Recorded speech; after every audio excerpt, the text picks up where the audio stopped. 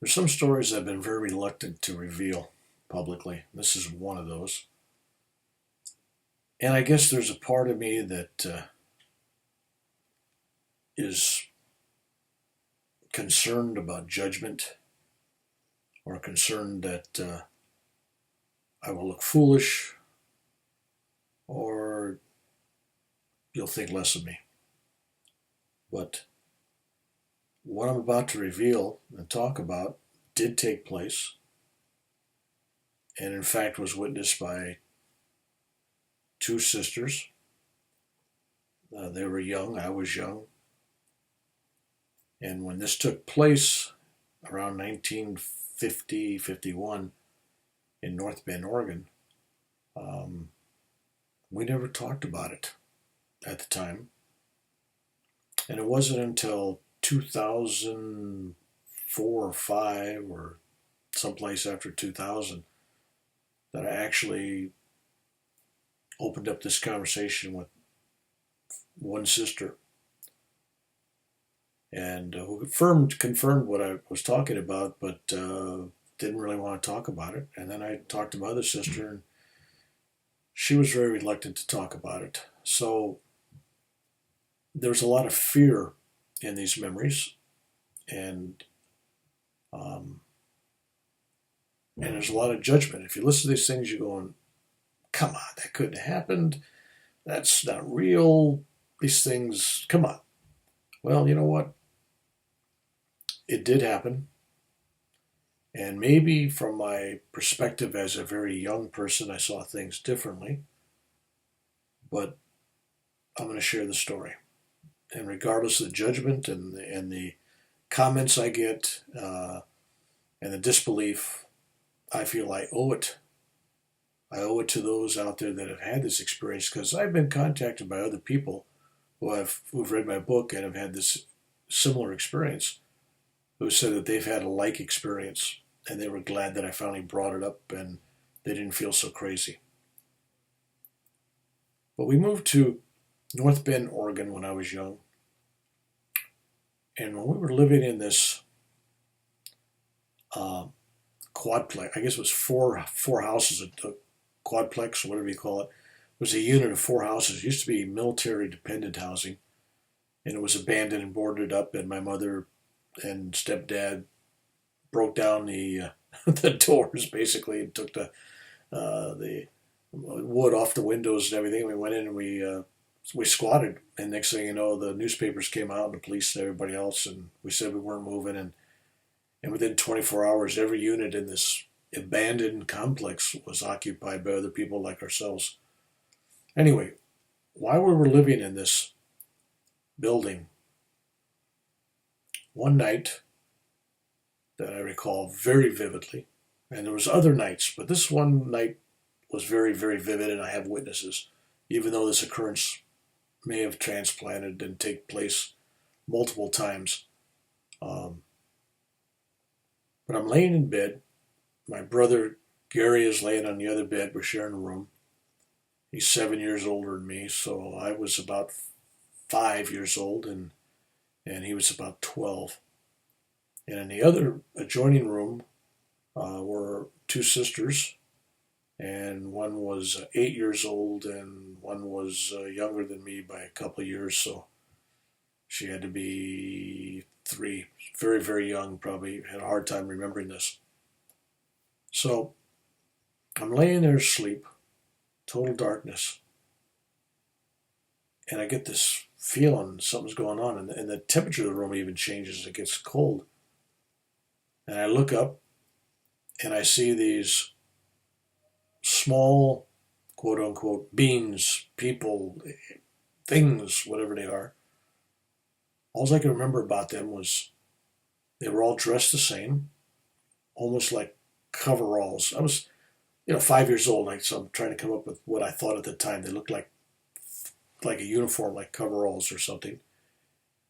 And they had eyes, looked like owl eyes, kind of almond-shaped eyes. And they were short. Of course, I was very short, but they were taller than me.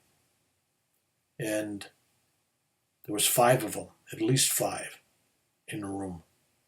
and they were standing all around me, and I'm looking at them, and I'm terrified. I'm going, holy, because I start screaming and screaming and screaming, and as I scream, and then I hear my stepdad coming, and he comes in the room, and of course he turns the light on. Everything's gone. There's nobody there, and what's odd is my brother's sleeping through all this, which was really strange. Comes in and tells me to shut up. There's nobody there. Don't bother him. Stop screaming bloody murder. Just go to sleep. And so he leaves. He says, don't call out again. So as soon as I hear him leave down the hall and closes the door to his room, they're back. And they're trying to poke me with some kind of mechanical device. At the time, it looked like a fishing pole had a hook on it or something. They're trying to poke me and do something to me. And I try hiding under my blankets, but the blankets, it was like x-ray. I could see through the blankets. It was bizarre. And I got really totally scared. And so I grabbed all the courage I could, and I jumped out of the bed, and I realized my brother's laying just feet away from me in another bed. And all my screaming and yelling is not waking him up at all. He's totally asleep. In fact, I'm screaming and yelling, and my stepfather's not hearing it. Nobody's hearing it. Nobody. So I run out of my room, and I run into my sister's room, and I'm looking at them, and they're standing up, on their beds, looking with their eyes like huge saucer eyes, looking behind me. And I turn around in the doorway, there's all these beings. Aliens? I don't know. But at the time, I didn't know about aliens. Now, as I'm older and I see pictures of them, I'm saying, geez, that's what they look like with the almond eyes and the face and everything. And their lips weren't moving or nothing, but they were trying to communicate. And they started coming towards us. And I'm screaming, and my sisters are screaming. All three of us are screaming, going crazy.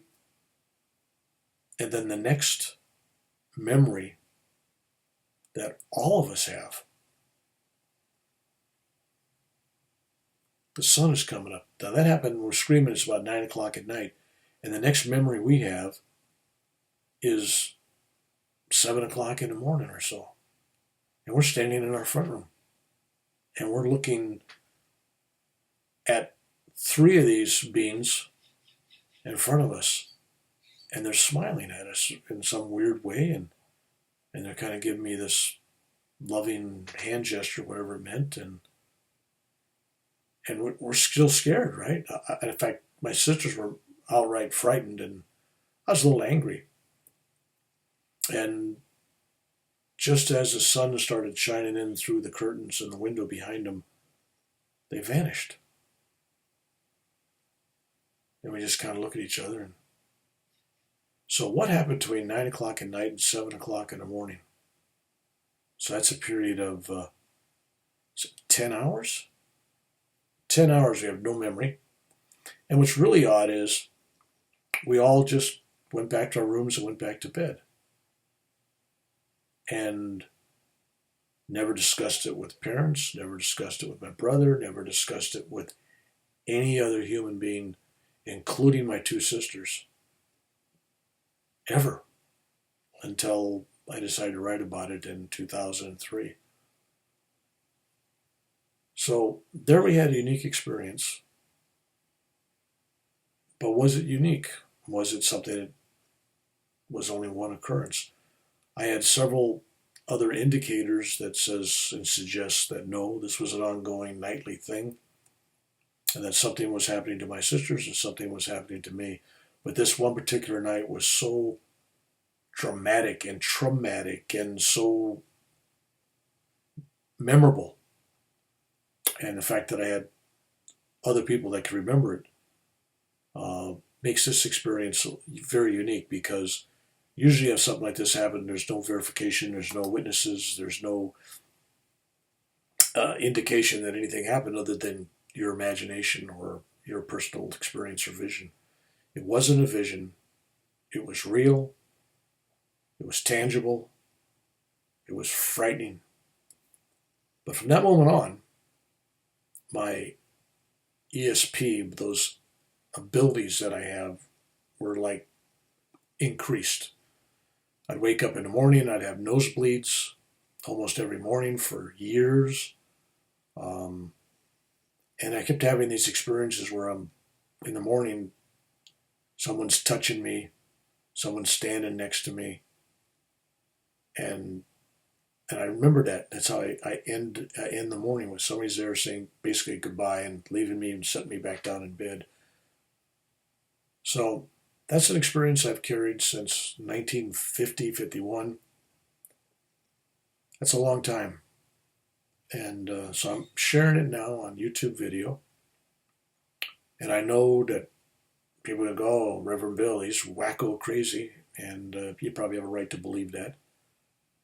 But I also know what I know to be real. And it was real. And analyzing what it was, who it was, that's the question. At this stage of my life, I've come to believe that it was some kind of interdimensional visit. And there was some kind of ability that my brother and family, the rest of the family, was all hypnotically somehow put to sleep, and they couldn't be awoken by my cries of terror. And there was this missing time element. And I went to the VA last year and had X-rays on my wrists, some MRIs for a problem, and they discovered a little round metal object in my wrist. And they said, "Well, did you have a shrapnel wound there?" And I go, "No." They go, "Well, you got a metal object in there. It looks like, it's smooth. It's in there." So apparently, I got some kind of device in the arm. Where I got that, I don't know if that's even related. But I know to this day, my sisters are both very fearful people and very, very reluctant to ever acknowledge or talk about this event. I shared it. There it is. I have no other comments to make.